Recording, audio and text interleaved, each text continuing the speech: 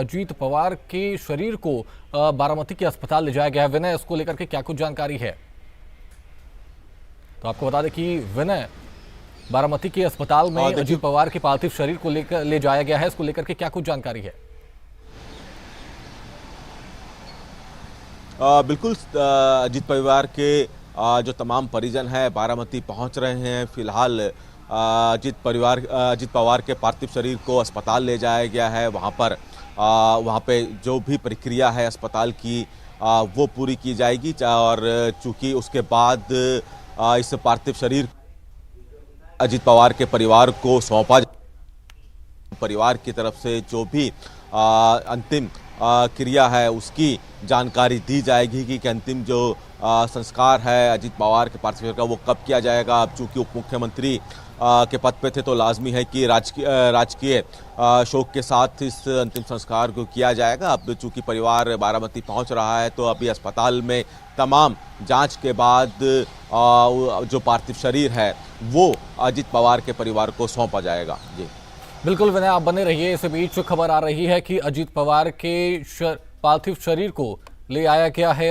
बारामती के अस्पताल में, और आपको बता दें कि इसी बीच खबर आ रही है कि बारामती स्थित अस्पताल लाया गया अजीत पवार का पार्थिव शरीर।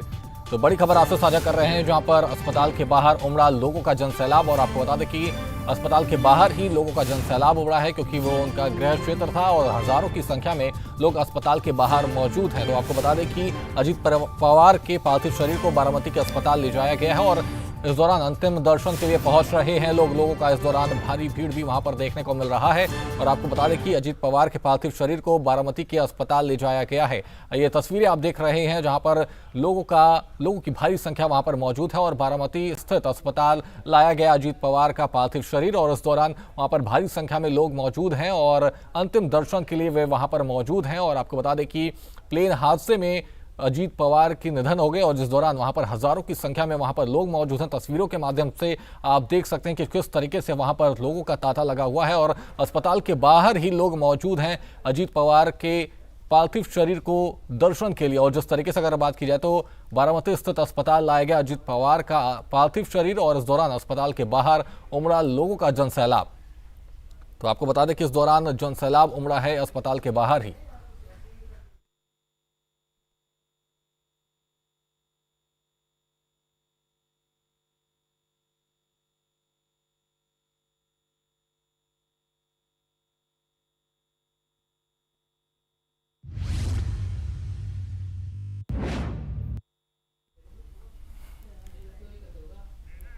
तो आपको बता दें कि इस दौरान बाहर अस्पताल के बाहर वहां पर पार्थिव शरीर को वहां पर लाया गया है अस्पताल में, और इस दौरान वहां पर भारी संख्या में लोग मौजूद हैं। इसी बीच रुख करते हैं विनय का। विनय, जिस तरीके से अगर बात की जाए तो यहाँ पर शरद पवार की तरफ से क्या कुछ प्रतिक्रिया आई है, क्योंकि अस्पताल के बाहर वहां पर भारी संख्या में लोग मौजूद हैं, इसको लेकर के क्या कुछ जानकारी है, क्या कुछ उनकी तरफ से प्रतिक्रिया सामने आई है?